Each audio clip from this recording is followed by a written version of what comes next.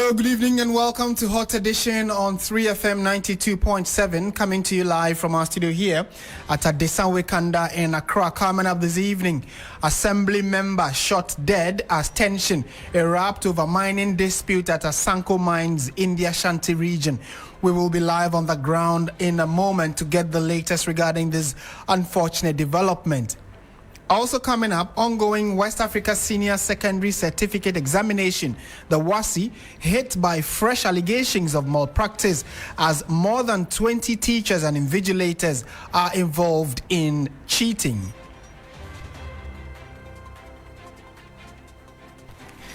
We'll give you an update on that, and later in the bulletin, High Court blocks former Chief Justice Gertrude Torkornoo's lawyers' attempt to orally withdraw the case challenging her removal.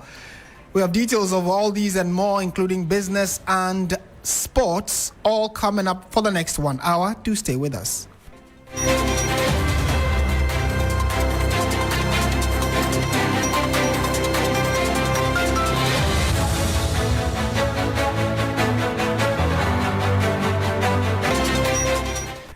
My name is Martin Asiedu-Dartey. I'm here with Christabel Success Treve, and she has the news summaries for us. Hi, Martin. It's another Tuesday, and in our summaries tonight, the Acting Executive Director of the National Service Authority, NSA, Ruth Sedo, has assured prospective National Service personnel that their postings will be released on November 1, 2025. She urged all eligible personnel to remain calm as the authority completes ongoing reviews of its systems. The Bono Regional Chairman of the New Patriotic Party, Kwame Bafo, popularly known as Abronier DC, has been remanded. This was after he was arraigned before the Accra Circuit Court 9 earlier today. He has been remanded into police custody. The MPP official is scheduled to reappear on Friday, 12 September 2025. According to the Ghana Police Service, Abronier was arrested on September 8 under charges of offensive conduct conducive to the breach of peace.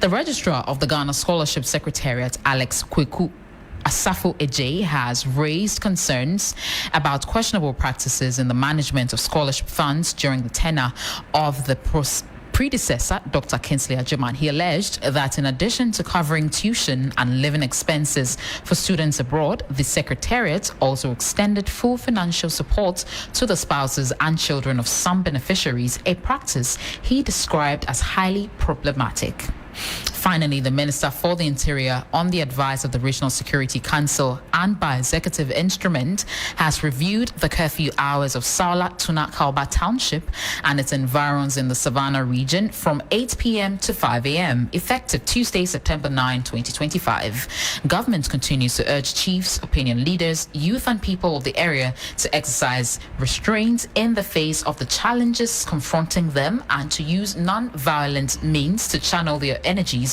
into ensuring peace in the area.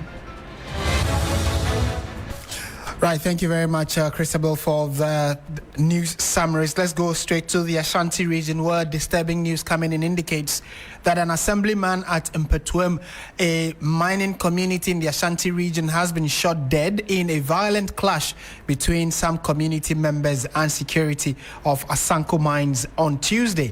The deceased, Samuel Dankwa, assembly member for Aboabo, was shot dead on the spot and actually died from the gunshot wounds, while two others, we are told, sustained gunshot wounds and are currently receiving some level of treatment. Eyewitnesses say that the chaos was triggered after the youth accused security personnel linked to Asanko Mines of killing a miner the previous day. In danger, residents blocked major roads demanding answers and justice. So let's get the latest regarding this particular issue. William Evans Inkum is our Northern Sector Bureau Chief. He's joined us for an update. Evans, good evening and thank you for joining us. What exactly is the current situation as we speak? Well, so it's a confusion galore.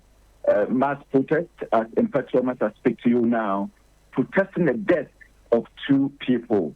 The whole thing erupted yesterday when some, we understand, illegal miners have invaded a concession which is currently under dispute.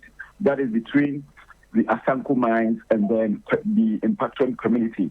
It is not too different from the situation at Torkornoo, where the community is also having some issues with Asanko Mines. Of course, it has to do with a concession. That is 75 acres concession. So the Impatuum story also presents a similar situation. So one Kwesi Bonsu had gone to this concession to mine, but we understand that there was an exchange between him and then that of the security, which we understand were military men who have been deployed to protect the concession. Now we understand there was more or less like a scuffle. So the people ran for cover because the military had, triggered an action. Only to hear that Kwesi Bonsu had lost his life. The community members went back and found Kwesi Bonsu's lifeless body. It was then that they decided to protest Kwesi Bonsu. So this morning, the deceased, I'm talking about the assembly member, Abuawa assembly member, Samuel Dankwa, led a protest march to Asanko Mines to protest the death of Kwesi Bonsu. We understand when they got to Asanko Mines, there were gunshots, and one of the bullets hit Samuel Dankwa, who happens to be the assembly member for Abuabo electoral area, of course, losing his life. And as I speak to you now, there has been some confusion, as I said earlier. It's a mass protest in the Impatuum community.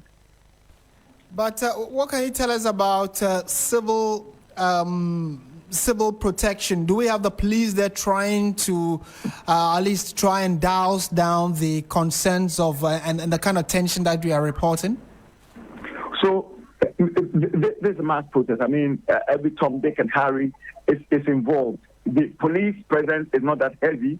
I can say that some way, somehow, they have been overwhelmed. Even though there hasn't been violence, I wouldn't describe the situation currently as a violent protest. But, people are shouting, screaming on top of their voices just to show their displeasure about the current development. And we also do know that this is not the first time Asanko Mine and the residents in and around the area have had this kind of confrontation. What exactly triggered this particular one? Is it the same old issue of the youth in the area trying to go onto the concession to try and mine on their own and met some resistance that triggered it? Absolutely. It is the same old, I would want to call it, protracted issue. Because Torkornoo is also facing similar situation. Last Saturday we reported they were fortunate because when the military came in, there was a call from the Regional Security Council that they should go back to the barracks. In fact, there has been order that no miner should engage the military. I don't know what position the Regional Security Council is going to take because it just coming very 3 days after a similar situation was recorded, of course, reported from Torkornoo. Like I said, fortunately, there wasn't any casualty, even though last year around March, 3 people had died under similar circumstances. And Saturday, Torkornoo was different, but only to wake up this morning to hear another death. Of course, one happened yesterday, Kwesi Bonsu, and then another one happening today. William, thank you so much. Do keep an eye on this development for us, and certainly we'll be coming back to you for more update. William Evanzinkum is our Ashanti Regional Bureau Chief, updating us on the unfortunate story of the assemblyman of Impatuum, who earlier today was shot dead following some violent confrontation between the youth in the area, specifically around the Asanko Mine area, and also some security personnel who have been deployed to protect the Asanko Mine. So again, like he indicated, this is not the first time that this kind of confrontation has happened, and it looks as though security services or the Regional Security Council is unable to stem the tide of this unfortunate annual conversation we keep having about how a mining concession can actually live vis-a-vis the fact that the youth in the area also say they want to go onto the grounds to mine. online. Some of them are actually watching this conversation we are having here on 3FM 92.7 on our Facebook page, and also streaming it on YouTube. So if you are in and around the area, just log on to Facebook, look for 3FM, and you can be part of the conversation. Do send us your thoughts and your messages there as well. On Facebook and YouTube, we are streaming live. Let's go and speak to a security consultant, Richard Kumado, who, again and again, we have been having this conversation with him regarding what exactly is the best approach to dealing with this yearly canker as it has become. Mr. Kumado, good evening, and thank you for joining us. I'm sure that you wouldn't be surprised that we are back to the same conversation. We had this conversation last year. We're back to it, and now, again, someone has died as a result of this confrontation. How does this come to you? I wasn't surprised at all. You remember when the Ashanti Good incident happened? Our brother Felix gave a directive from government, and the directive contains about 3 lines. One, they should bury the dead. Number 2, they should cater for the injured in terms of medicine or their hospital bills. And number 3, the military who engage in the shooting out should be dealt with. Up to today, we haven't seen the report, and we don't know what has become of that particular investigation. But you remember when we spoke during that time, I made a point that to the extent that you keep on using military for corporate security exercises, these are some of the results you get. And you don't need a soothsayer prophet to tell you that once it's a legitimate own concession, and you have law enforcement officers, military in particular, as the key security officers for this concession, who have been tasked to maintain law and order and to ensure that the concession is not breached.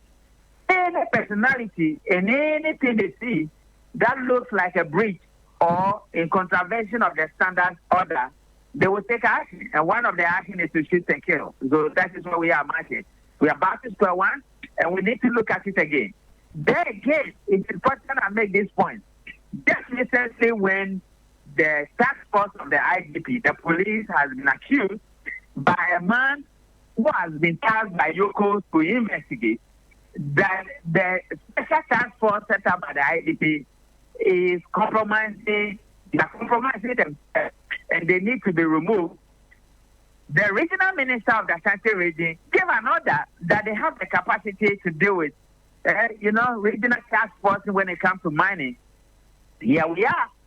Somebody has been shot dead. We will want to test their capacity and their agility in dealing with such issues. So it's early days yet, but then we are back to square one. We will want leadership to do what they do best, right, so that we move forward. Right, and talking about leadership having to do what they do best, what is the best approach? Again, I'm asking this on the back of the fact that, like you indicated, we have proposed suggestions and spoken about this particular issue for years on end, and it looks as though the number of persons who have been attacked or unfortunately lost their lives keeps increasing. Today we are told 1. In previous years it actually was more than 1. How can the regional security, what would you advise the immediate steps of the Regional Security Council to be? Now, I think they are not collaborating their efforts properly. And once you are not collaborating your efforts properly, you cannot solidify your ground. And once the ground has become fragile, vulnerabilities will be exploited. And today is one of them. You know why it happens so? These are soldiers who have been trained. And you take them out of their training environment and put them in an environment which contravenes their security psychology. They will act in a manner that makes them feel they are soldiers. You just remember that some soldiers went into a community, the youth there misbehaved towards the soldiers, and the soldiers were called to barracks. So what happened to the soldiers when they were going? The regional security didn't see. They didn't know the soldiers were going into the area. And who sent the soldiers into the area in the first place? We are creating too many contradictions, and we are creating an environment that do not support a professional collaboration and coordination of the effort into this particular subject matter. If the Regional Security Council can solidify their ground, then they will need to coordinate the efforts of the frontline law enforcement officers, particularly soldiers acting as security guards for some of these mining companies, and soldiers who go to the field when they have been called to manage emergency situations. If they don't, then it will keep on flipping out, and when it flip out, there will be a number of vulnerabilities and there will be a number of casualties. Richard Kumaro, thank you so much for your time this evening. He is a security consultant and just sharing his perspectives on the unfortunate death of one person in Patuem, which is the assemblyman actually in the Ashanti region, where the confrontation between the youth in and around the Asanko gold mine had a confrontation with the military or the security that had been deployed to the area to protect the land. And this again has been happening over time. Again, today, one life has been lost. So we'll see what the coming days hold for us regarding this particular issue. If you go to our Facebook page, you get to see the videos of how the confrontation erupted and the burning of vehicles and property, some belonging to private citizens, and then also the company's property, fleet of vehicles have also been set ablaze. So it's quite a tense moment in and around that Asanko mine, and I would update you subsequently. This is still 3FM 92.7. Let's go on to some other stories now. Let's now take you to court because an Accra High Court has ordered lawyers of former Chief Justice Gertrude Torkornoo to follow the appropriate procedure in withdrawing the case challenging her removal process. Presiding Judge Justice Asiedu-Dartey blocked efforts by the lawyer for the former Chief Justice to withdraw the suit filed on June 23 orally. Our Court Affairs correspondent Lord Eduasare sat through proceedings at the court today and reports.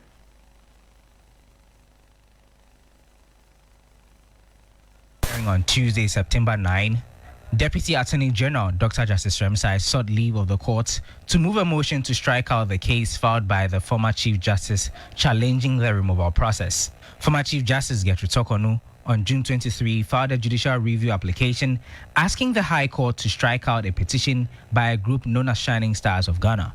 Her lawyers argued that the petition was fundamentally flawed, citing that the group was unregistered and the members were anonymous. But even before the Deputy Attorney General could move the motion, the lawyer for the former CJ, Kwabena Edukusi, indicated to the court that he had received instructions from his client to withdraw the application. In his response, however, Dr. Justice Remsai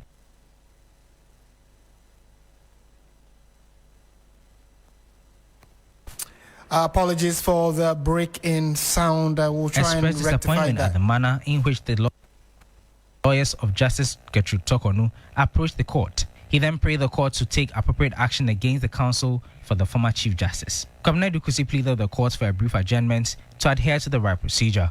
Justice Asiedu-Dartey then ordered the lawyer for the former Chief Justice to file the appropriate processes to discontinue the case and adjourn the case indefinitely.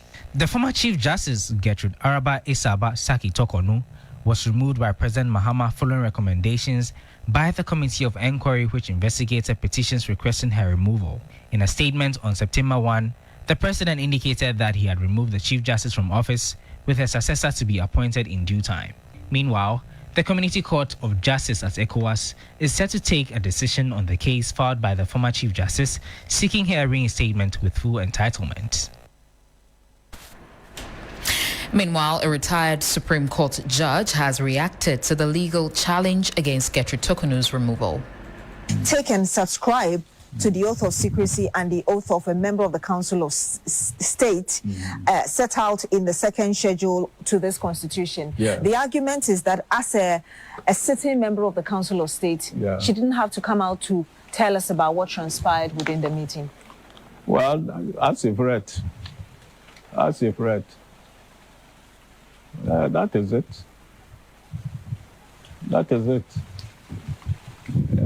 Oath of secrecy is there. So, but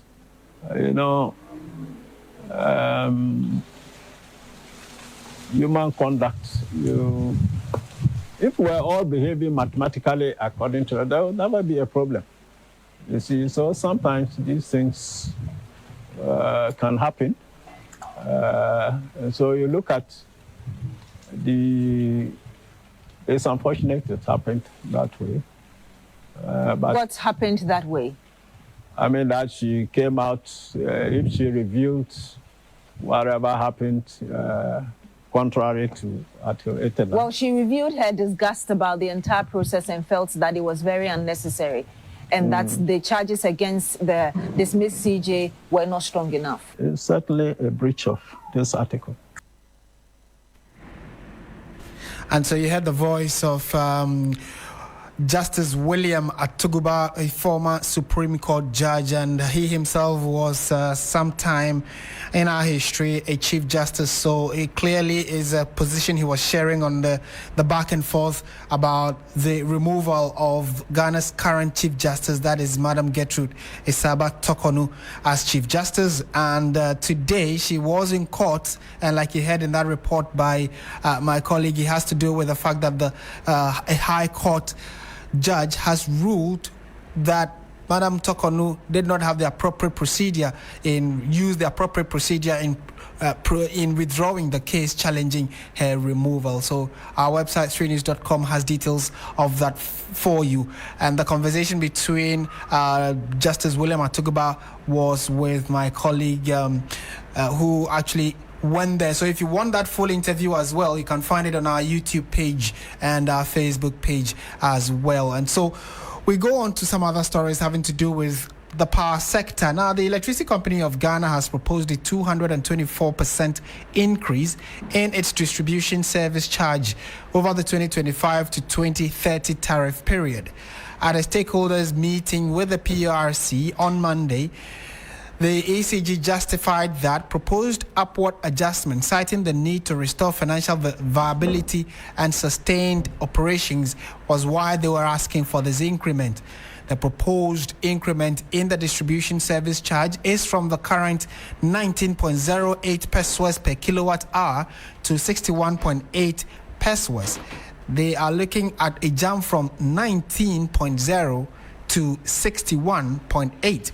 The proposal cites rising inflation, foreign exchange volatility, interest rates, and the need for full recovery of investment costs as the main drivers. ECG's projections show an annual revenue requirement rising steadily, averaging about 9.1 billion Ghana cedis across the 5-year period.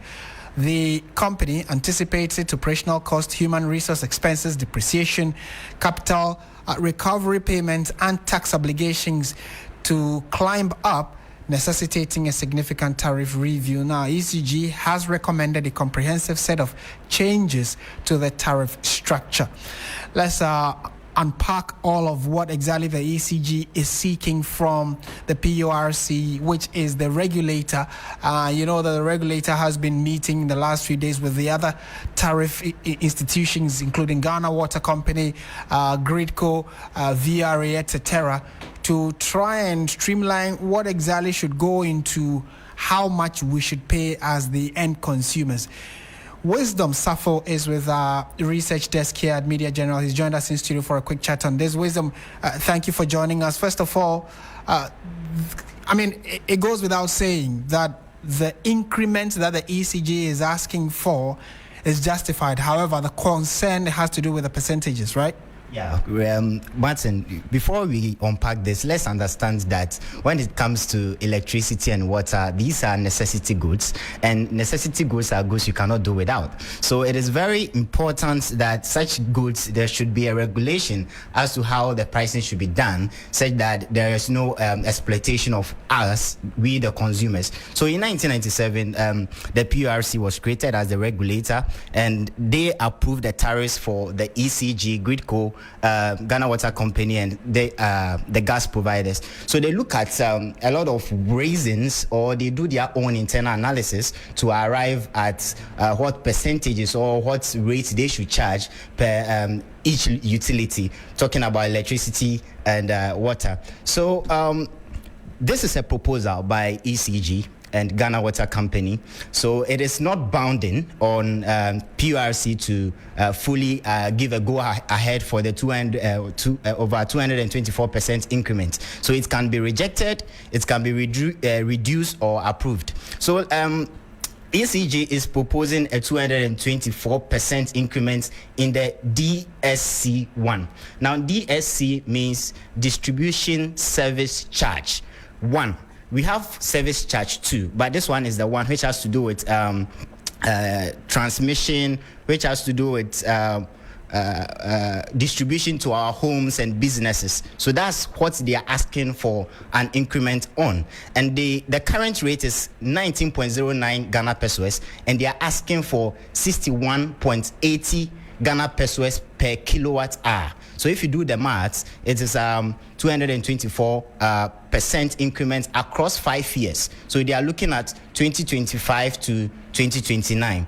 And if you look at the pricing of our electricity, it has a lot of components. It's not the DSC, that's the service charge, is only one aspect of the tariffs. We also have the payment of to Gridco, which is transmission, the TSC. We have the BGC, the CBGC, which is the payment to the power producers, such as the VRA and the IPPs as well. We also have levies, the ones that we use to our street lights as well. It's all forms of our tariffs. But let's look at the reasons why ECG wants this increment.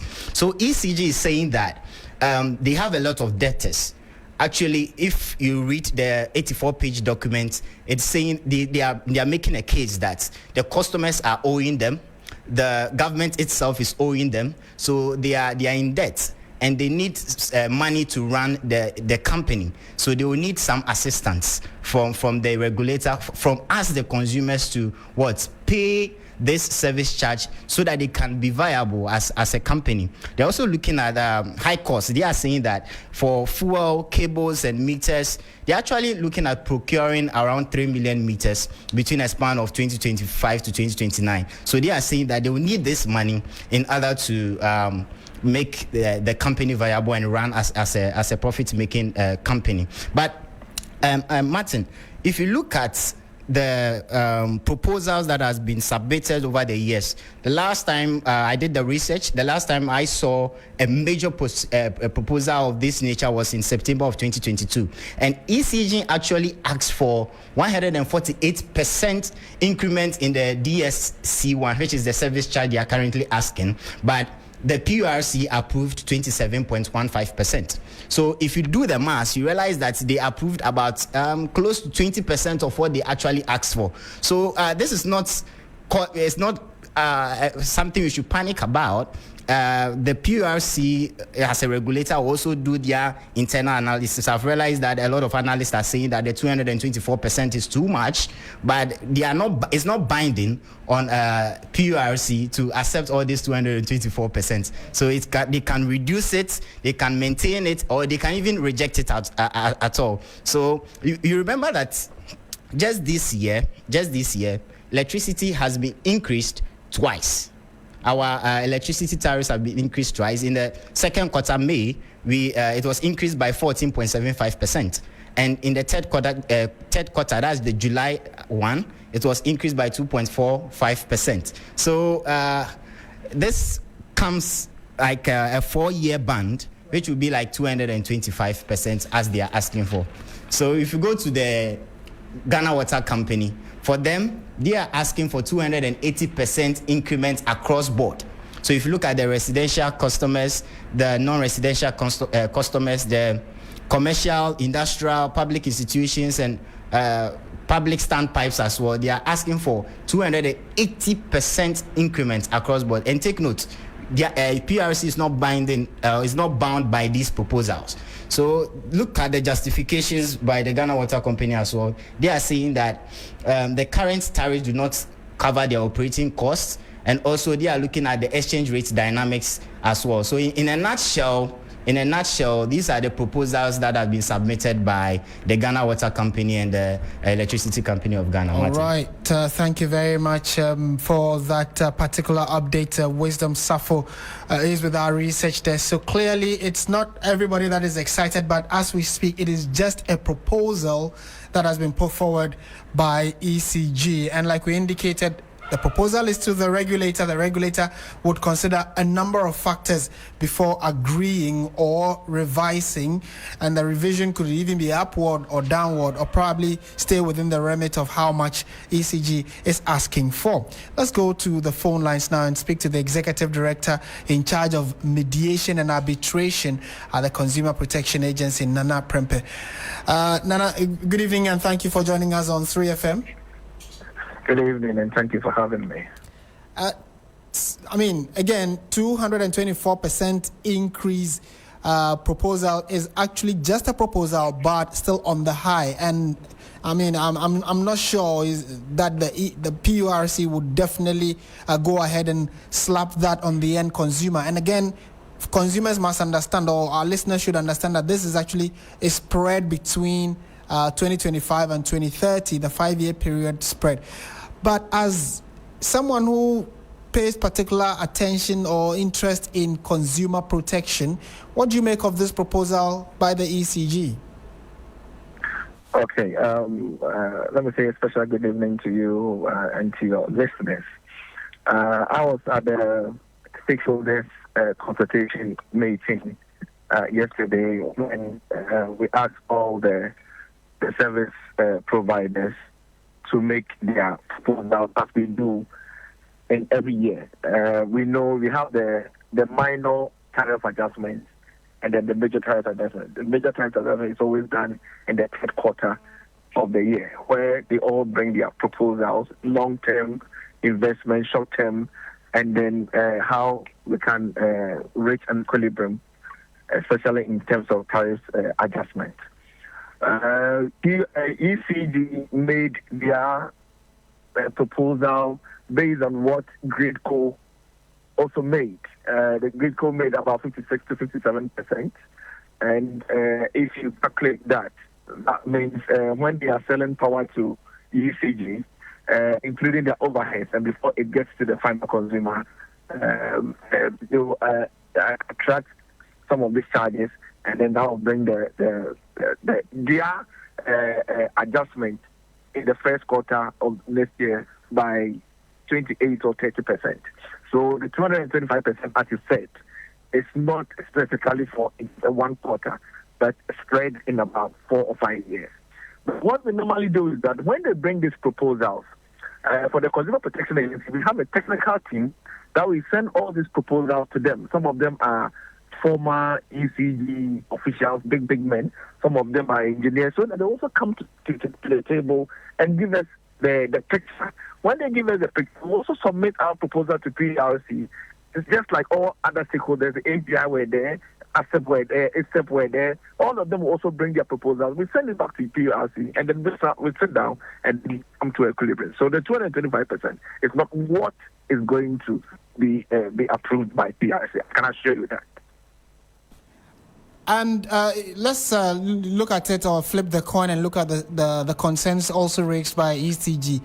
We all need them to survive, so at least we can enjoy the services they provide for us.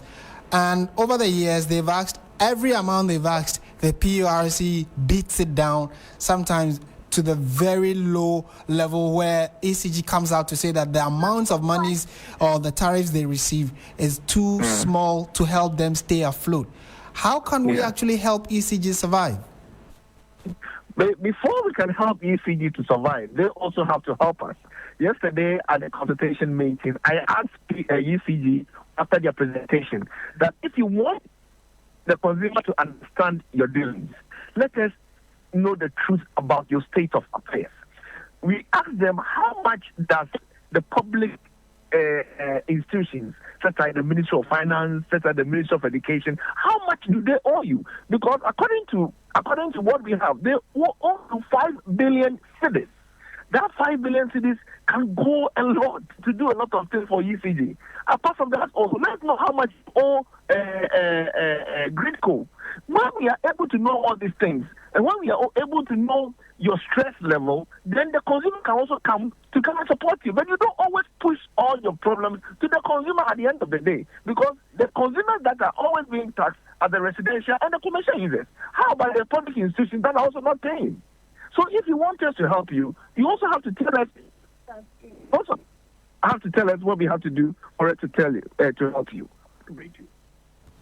It has always been a chicken and egg situation, hasn't it? Do we say they should improve their services, then we pay, or we pay them to improve the service? Where do you stand on this debate? No, but if you don't take money from consumers for you to improve your services, you are provide the service. I don't think MTN will come and tell its customers that is going to increase their subscriptions, or he's going to increase their data so that they can use the money to improve upon the status of the company. No, what you do is that you have to go for your loans, come and better your services, and the consumer will give you a better credit for it. But you can tell me that because I want to do an expansion of 100 million in the next 4 years, I'm going to increase my tariff so that I can get that money from consumers. Mind you, most consumers even give you money before they take the service, because those who are on prepaid, they pay before they even get the service to use. You understand what I mean? So at the end of the day, it is you who have to do your services well, and then you get the best from the consumer. I don't think that if UCG is doing the right thing, especially when it comes in terms of collection of its revenue, we will be in the situation where we are at the moment. Well, we'll see how the coming days unfold before our eyes. Nana Prempeh, thank you for making time to speak to us. You're welcome. He is the Executive Director in charge of mediation and arbitration, the Consumer Protection Agency. Nana Prempeh there. This is still 3FM 92.7. We are live around the world on 3news.com. We are streaming on Facebook and on YouTube. Just look for 3FM 927 and you can be part of the national conversation. On to some other stories now, and we are turning our attention to education. More than 20 teachers and invigilators have been found culpable by the Ghana Education Service to be involved in examination malpractices in the ongoing WASSCE exams. The Ghana Education Service says these culprits, after investigations by the end of September 30, could face possible dismissal. Public Relations Officer of GS, Daniel Afenyi, spoke exclusively with our affairs correspondent, Daniel Poku, in Accra. And for now, what you could change is your gender, the biodata, so your gender, your date of birth, your name, the biodata. But when it comes to the schools and then the programs, you are not able to change, because if we give the room, the choices were made before the BEC. Sure. And the decisions that went into the choices that they made, after the results have been released, the decisions have now changed. So if you open up, then we are going to open up a whole new system for the over 600,000 students to change almost everything.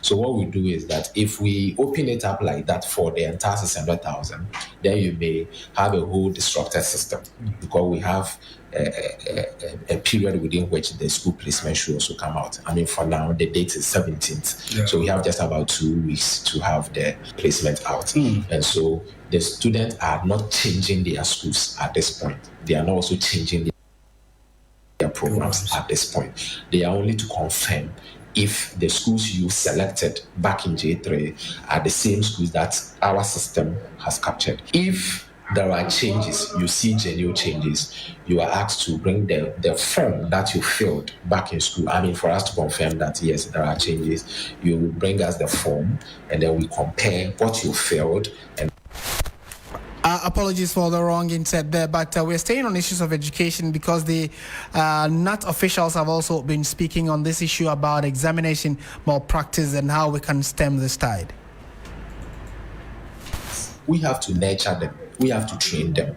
And so every decision we are taking now in terms of making sure supervisors and vigilators who facilitate these malpractices are kicked out of the system is in the interest of the students. We don't want them to meet such compromised people. We don't want to meet people who are ready to shelve their integrity for temporary pleasure that they get and all that. So yes, we have the students at heart. We will do everything to protect them. We will do everything to make sure we train them in the best possible way. You're still watching, I beg your pardon, listening to 3FM 92.7. Let's go to the phone lines now and engage Peter Pateanti, Dr. Peter Pateanti, who is the Executive Director of IFEST. Thank you so much for joining us. I'm sure that the issue of exam malpractice clearly cuts across who is involved and how we can ensure that it does not affect the future of the quality of our examination results. But how did this year's, results and the fact that the Ghana Education Service and WAEC, for that matter, have started taking steps to stem it? How does this come to you? Thank you very much, and good evening to your listeners. I think it's a step in the right direction. I think the advocacy that we've been doing, ensuring that certain acts by various agents are brought to book, is yielding the needed results. We know that a number of these schools where the malpractice have been found, this is not the first time that they have actually reported the fact that either a teacher in the school or some external official brought to the school is perpetrating this. What advice would you give, especially to school owners or the specific institutions where these exams are written? Is there a way they can also help the national authorities in dealing with this canker? Yeah, if they are not complicit, then the first call depends on them.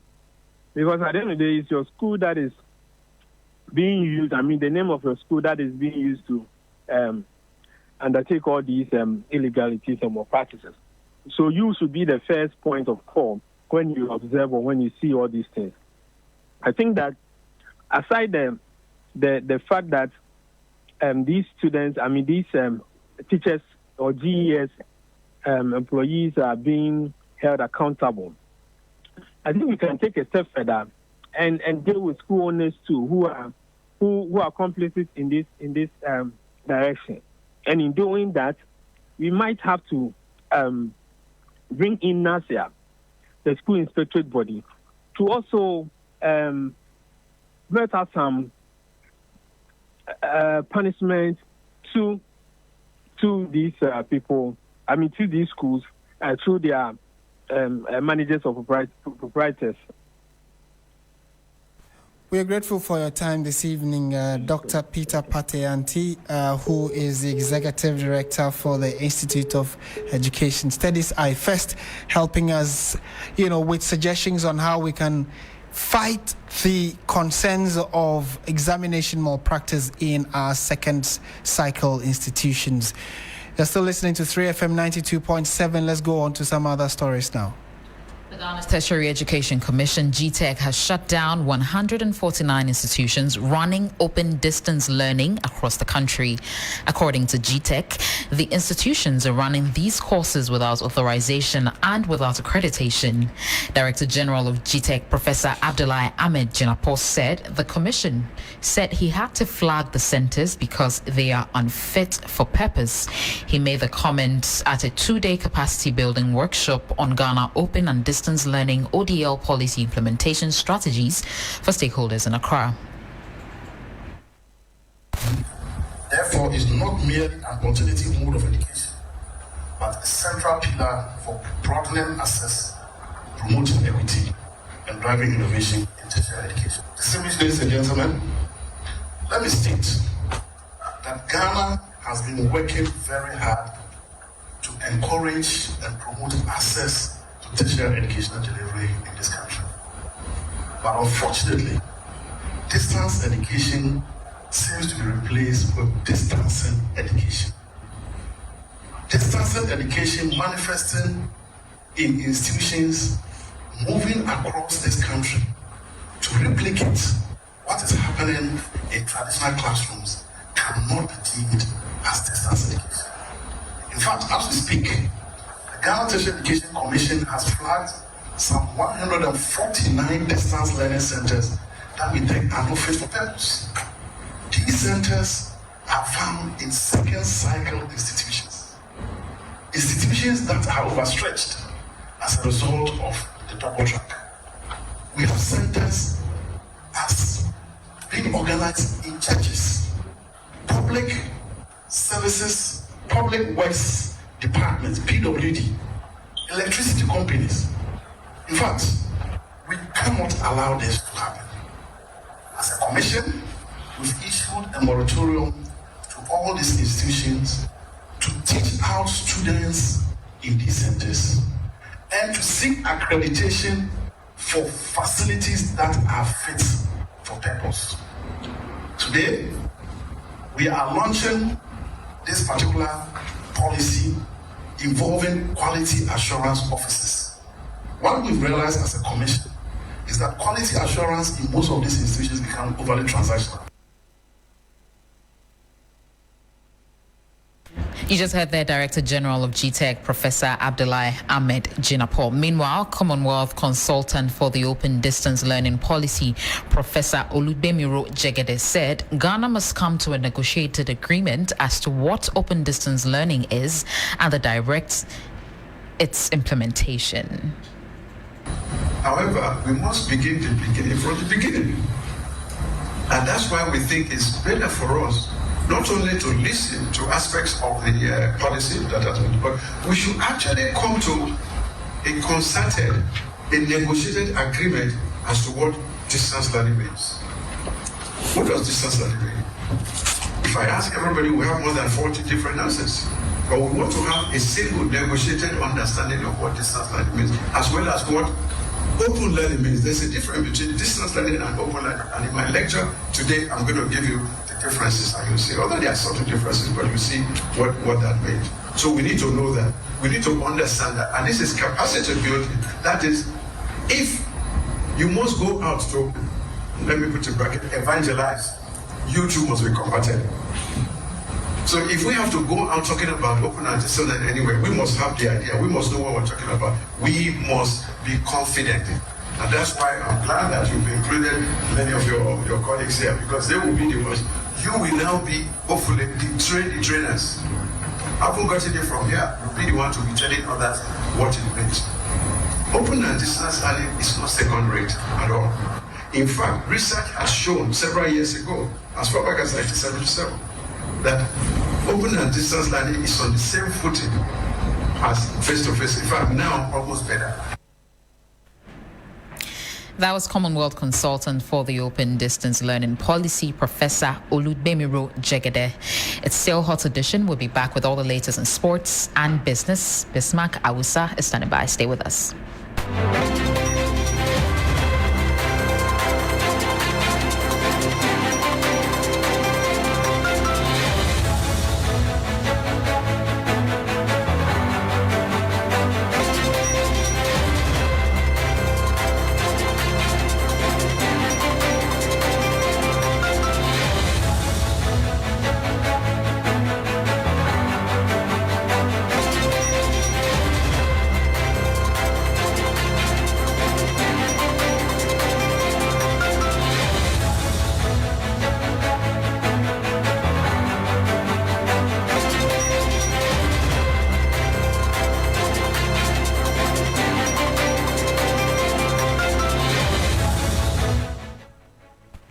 Hello, good evening and welcome to the business segment on Hot Edition on 3FM 92.7. Coming up tonight, Ghana Gold Board announces commencing domestic gold refining from October 2025 as it exports 66.7 tons of gold worth $6.3 billion in 8 months. I am Bismarck Awusa. This story and others lined up for you. Please stay.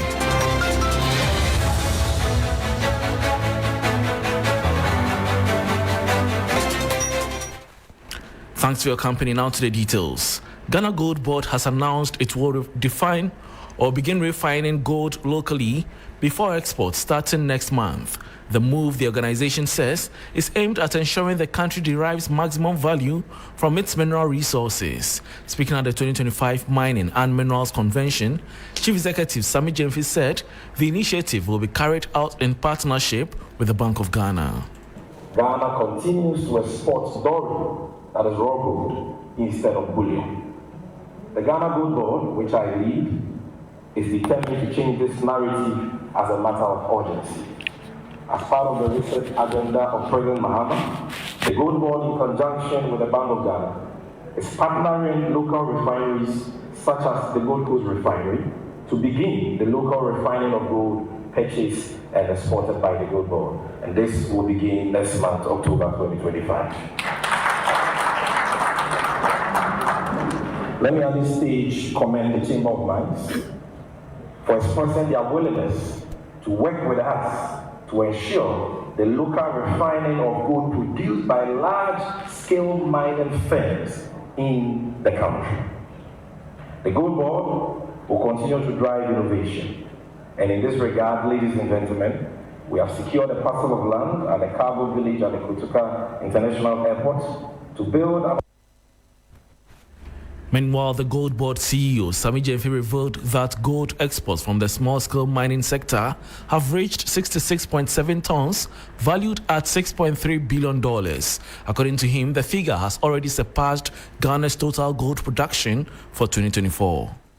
From January to August 2025 alone, have exceeded the total small-scale gold export out there for the whole of the year 2024. That is from January to December, which stood at 63 tons with a value of about 4.6 billion United States dollars. It is also instructive to note that the small-scale gold exports continue to surpass those from the large-scale mining sector, which stood at 65.1 tons with an estimated value of approximately 5.6 billion United States dollars for the period between January and August 2025. In line with our objectives of supporting gold reserve accumulation by the Bank of Ghana, the Gold Board has initiated the local purchase of 20% of the gold output of 7 large-scale mining companies in the country. So far, we have locally purchased and supplied to the Bank of Ghana nearly 100 kilograms of large-scale gold to augment the gold reserves of the country. Foreign exchange accumulation from gold exports this year, particularly from ASM sector, have been unprecedented. These much-needed foreign inflows have significantly strengthened Ghana's reserves, improved our balance of payments, and provided critical support for the Ghana cedi. These early successes underline the strategic role of the Ghana Gold Board to Ghana's long-term development and prosperity. And that was Chief Executive of the Ghana Gold Board, Sammy Gyamfi. And that brings us to the end of the business segment on Hot Edition on 3FM 92.7 with me, Bismarck Ausa. For more business stories, please check out our website, 3news.com. Real Kwampofu is here. For sports, please stay.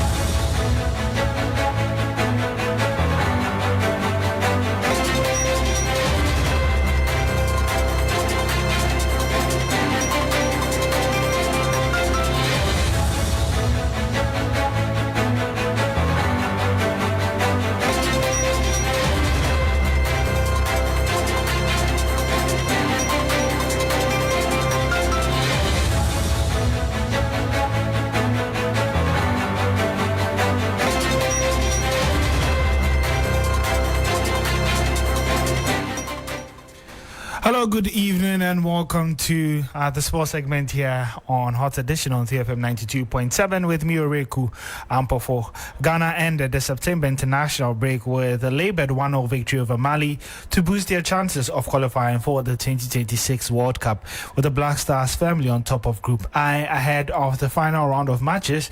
My colleague Mutala Yakubu recounts the key moments from the Accra Sports Stadium on Monday. A huge cheer erupted at the Accra Sports Stadium after the final whistle. It felt like more than a win for Ghana.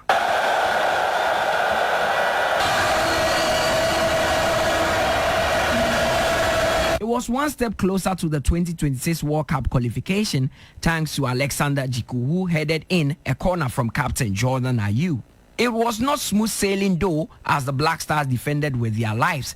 Coach Otto Addo, a man under pressure from Ghanaians after the shocking draw against Chad, breathed a sigh of relief. Young squads and players who haven't been playing often for the national team so far, and we were a little bit nervous here and there. But after 50 minutes, I think we got good into the game. The game was even, but with a little bit of upper chances for us. Yeah, at the end it stayed really hot till the last minute, and I think we really fought well, especially and big thanks to the defense. His opposite number, Tom Sefie, now has a bigger mountain to climb. With first place off the table, he will be hoping to guide his side to one of the 4 best second place finishes. First of all, I have to say congratulations to all the people in Ghana with the victory. It was a fantastic atmosphere in the stadium. Ghana didn't play with 11, but they played with 12 or 13, and that helps the team. I think first off, our goal was clear. We wanted to maintain a 0-0 because we knew if we'd score early, Ghana could bounce easy back. With Ghana firmly at the top of Group I with 19 points, fans are already setting their sights on USA. Oh, I feel good. Like, this is my first time watching something like this, so I feel good. Oh, really? Yeah. And do you feel like the Black Stars can qualify for the World Cup? Yes. Which player impressed you on the pitch the most? Kudus. Yeah. Did you enjoy the game? Yeah, I did. You did? It was very nice. Which footballer impressed you today? Kudus. Why him? Oh, he did really well. Yeah. Okay. And do you think Ghana will qualify to the World Cup? Just like we have already done, like we are done. We are just done with them. So you should book your tickets? Like, just today, I'll do my today. That is all that Ghana won. We wanted to win at all costs. Because before the game, we were all 16. Ghana and Madagascar were all 16. So we needed this 3 points badly to ensure that our qualification to Canada, US, or the 2026 World Cup is secure. Impressive performance. Sherman, what's your name? Everyone's plug. You can see everyone's plug. How did you feel about this game? This match was very nice. It was a very, it was a destiny-changing moment. We were looking forward to winning this match, and then it happened. Yeah. And do you think the Black Stars will qualify to the World Cup? Oh, yeah, eventually we'll qualify. Cool chopper will qualify. Hey, cool chopper for the Black Stars. Cool chopper. Are you booking your tickets? Oh, yeah, I'm booking my tickets. Team USA, we are all here. Come. Team USA. Ghana technically needs 4 points from their remaining 2 matches to qualify for their 5th World Cup. With a positive end to the September window, there will be optimism that the players will finish their job in October against Central African Republic and Comoros. Now, before we go, let's just bring you up to date with some results around the continent for the World Cup qualifiers, and a really huge result for South Africa, who held off some pressure from Nigeria to play out a 1-1 draw, which still keeps South Africa in firm advantage in Group C. They sit on 17 points as Nigeria climbed to second on 11 points, the same number of points as Benin and Rwanda. Remember that the second best placed teams will also make it to the playoff as well. And then there's the other games also being played today, which saw Senegal come from 2 goals down to win by 3 goals to 2 and move from second to first in Group B, and are now 2 points ahead of of their opponents that they met today, DR Congo. And lastly, Cape Verde held on to a narrow 1-0 victory to ensure that they extend their lead in Group D over Cameroon to 4 points after beating Cameroon 1-0 this afternoon. There's still some more games to come later tonight, including Gabon and Ivory Coast, who are separated by just 1 point in Group F. You can get more updates on these games as well as other topics on our social media handles at 3 Sports GH. My name is Ore Kwampafo, and that's how we wrap up the sports segment and also wrap up Hot Edition here on 3FM 92.7 FM.